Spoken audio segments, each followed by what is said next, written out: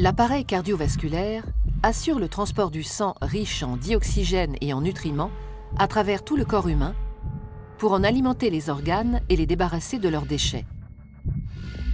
Il se compose de 3 grands types de vaisseaux sanguins qui forment un système clos. Les artères, les veines et les capillaires. Ces 3 types de vaisseaux composent un ensemble de 100 000 km de long à travers tout le corps.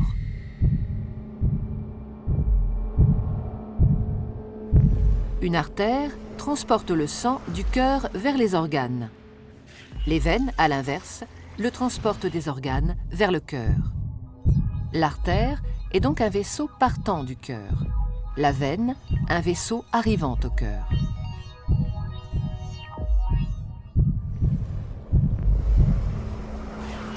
Tous les organes sont richement irrigués, c'est-à-dire qu'une multitude de petits vaisseaux sanguins les parcourent. Ce sont les capillaires.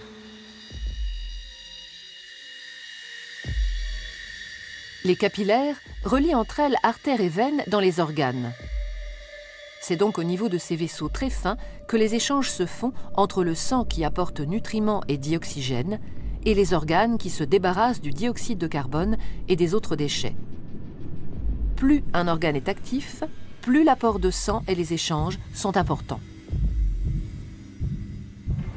Les échanges ne sont possibles que parce que le sang circule en permanence dans les vaisseaux en sens unique. Il est mis en mouvement par le cœur qui fonctionne comme une pompe. Ce moteur de la circulation sanguine est un muscle creux et cloisonné. À chaque contraction, il propulse du sang dans les artères. Le cœur possède 4 cavités avec un côté droit et un côté gauche, composés chacun d'une oreillette et d'un ventricule. Le côté droit reçoit le sang pauvre en dioxygène. Le côté gauche, au contraire, le sang enrichi en dioxygène après son passage au niveau des poumons. Chaque contraction le propulse dans les artères. Au cours d'un battement normal du cœur, le sang pauvre en dioxygène, renvoyé par les organes, pénètre dans l'oreillette droite par la veine cave. La contraction de l'oreillette droite le fait passer dans le ventricule droit, qui, en se rétractant à son tour, l'expédie dans les poumons par l'artère pulmonaire.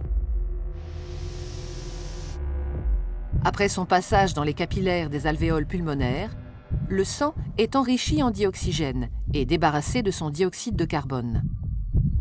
Il revient alors dans l'oreillette gauche par les veines pulmonaires.